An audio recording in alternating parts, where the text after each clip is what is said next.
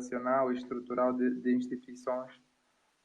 Isso tem um pouco a ver com política também, que é dar tarefas, não é? Distribuição de tarefas. Por quê? Porque o que é que acontece muitas das vezes? Chega uma altura no nosso governo e na própria estrutura do Estado que não se sabe quem é quem tem que fazer o quê, e acaba uma salada russa, não é? Por vezes você fica baralhado. Ok, o Ministério de Ensino Superior, né, por exemplo, anteriormente, né, Ensino Superior, Ciência e Tecnologia. Ok, mas existia o Ministério de Telecomunicações. Depois entra o Ministério de não sei quanto e ficava tudo baralhado. Mas eu olho isso para isso tudo na visão de que as tecnologias devem ser implementadas de uma forma geral em todos os órgãos do Estado. Porque hoje em dia fala-se de dados e dados é como se fosse um novo ouro, não é? Dados é o novo ouro.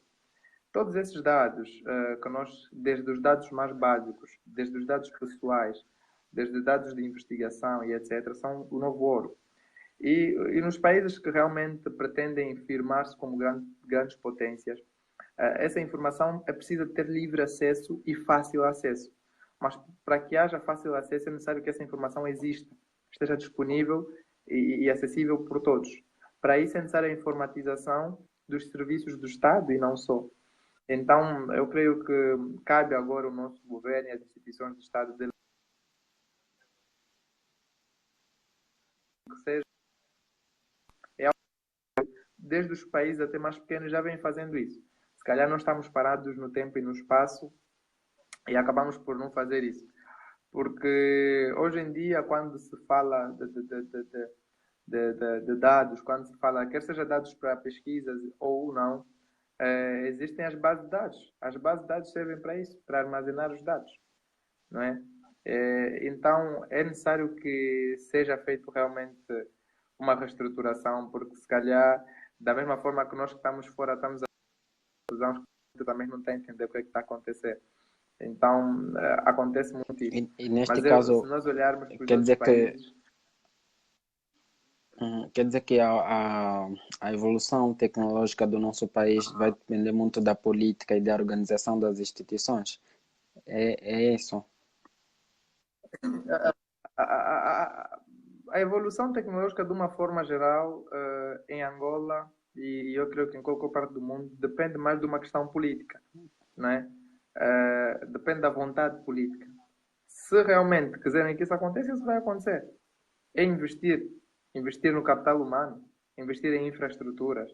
Isso, sim.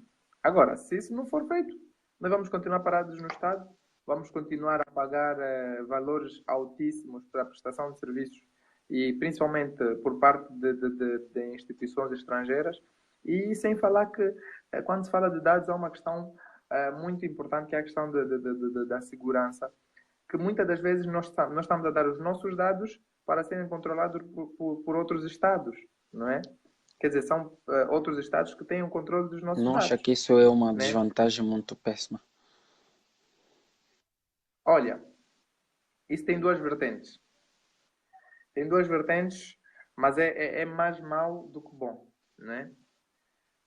Quando eu digo que tem duas vertentes, há algumas pessoas, atenção, há algumas pessoas, não sou eu, que defendem de que a pessoa que tem que ter o controle do teu dado tem que ser alguém que não tem relação nenhuma de proximidade contigo. Um exemplo. Ou seja, em outras palavras, eu estou a dizer, por exemplo, se o Elias tem uma empresa, quem tem que ter o controle dos dados do Elias não pode ser, por exemplo, um grande amigo do Elias ou algo assim parecido, porque se um dia quiser fazer alguma coisa contra o Elias, ele está próximo do Elias e pode fazer aquilo da forma como quer. Algumas pessoas defendem isso, por exemplo. E outras pessoas, por exemplo, dizem que os teus dados não podem estar com alguém que você não conhece. Aí são pontos de vista diferentes. Mas eu sou o defensor de que quanto mais apostarmos no potencial do cidadão angolano, melhor. As outras questões de segurança vêm-se com outras questões, mas quanto mais apostarmos nisso, melhor.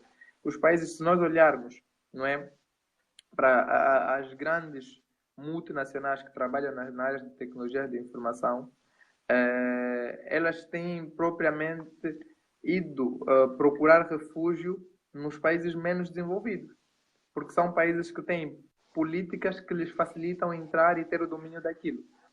Então, é um pouco complicado muitas das vezes quando o nosso país acaba por favorecer ou dar políticas que favorecem as instituições ou empresas estrangeiras para dominarem o nosso mercado e as políticas que oferece para as instituições ou empresas nacionais são bem diferentes e acabam por dificultar.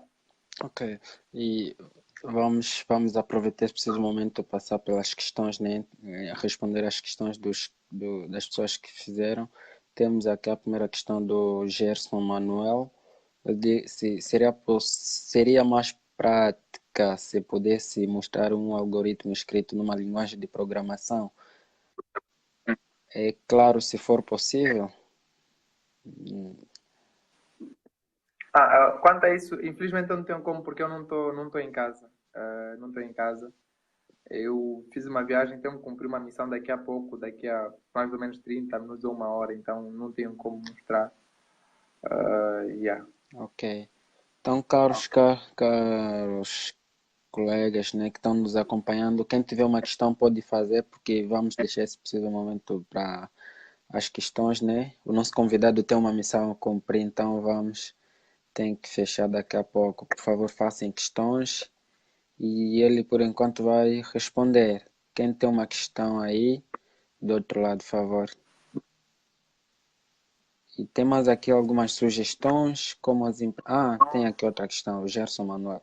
Como as empresas nacionais, particularmente, terão iniciativa de trabalhar os seus funcionários para as funções que eles precisam, se as empresas não têm cultura de formação e capacitação de quadros inexperientes em Angola, gostam e exigem experientes como até de recém-licenciados.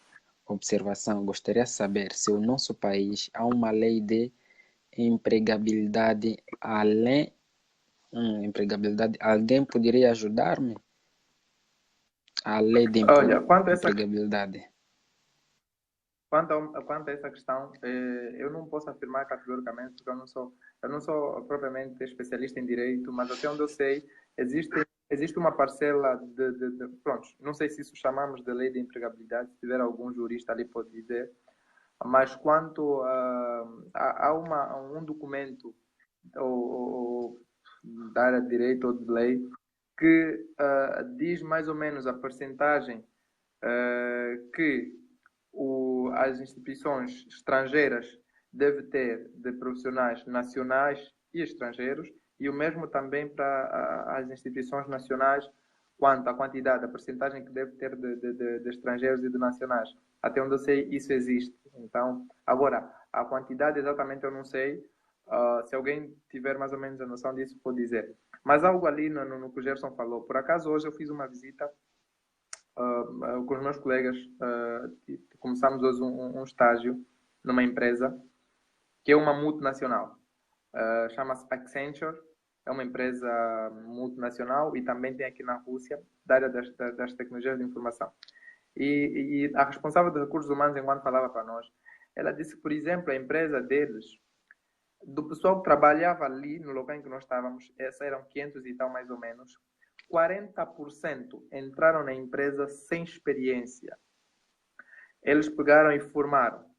Eles pegaram e moldaram o pessoal para aquilo que eles queriam que fossem. 40% mais ou menos das pessoas que ali estavam entraram sem experiência. Ok? É o que ela estava mais ou menos a explicar. São pessoas que saíram, por exemplo, ainda estavam a fazer a universidade, outros tinham terminado, mas sem experiência nenhuma. Eles pegaram e falaram, ok, nós precisamos de desenvolvedor da área X, vamos formar-te para isso, e vens. Nós precisamos de funcionário para a área X, vamos formar-te para isso, e vens. E essas pessoas hoje estão ali, vão crescendo profissionalmente e vão ajudando a empresa a crescer.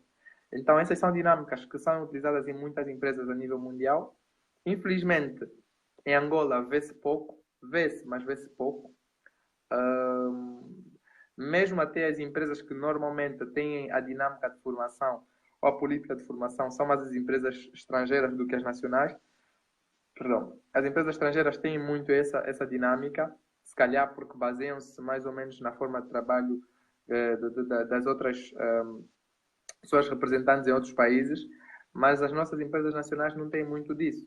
Então encontramos uma exigência de experiência de, por exemplo, 5, 10 anos, que é quase impossível para alguém que terminou agora o ensino superior, não é? Então, é mais ou menos por ali. Tem outra questão do Paulo Martins. Qual é a forma certa de nos defendermos dos ataques cibernéticos? Olha, a forma certa de nos defendermos dos ataques cibernéticos, essa é uma questão muito interessante. Eu acho que, acima de tudo, a forma certa de nos defendermos é procurarmos todas as falhas possíveis. Como? Ou seja, é isso que eu vou dizer. Quando nós fazemos a procura das falhas, imaginemos que eu desenvolvi um determinado sistema, eu vou procurar os erros. Eu vou me colocar na posição daquele que pode invadir, não é? E procurar falhas. Ou seja, imaginemos que o Elias é a pessoa que pode invadir, não é? Eu vou me colocar na posição do Elias e dizer, ok, se eu fosse o Elias, como é que eu faria para invadir isso? Tentaria isso. Então vamos lá tentar ver se dá certo. Se eu notar que ali há uma brecha, então eu tenho que criar condições para fechar aquela brecha. Então existem os chamados pen test, penetration tests, são os testes de penetração. Normalmente esses testes de penetração são utilizados para encontrar falhas num determinado sistema. E eu acho que é uma das mais utilizadas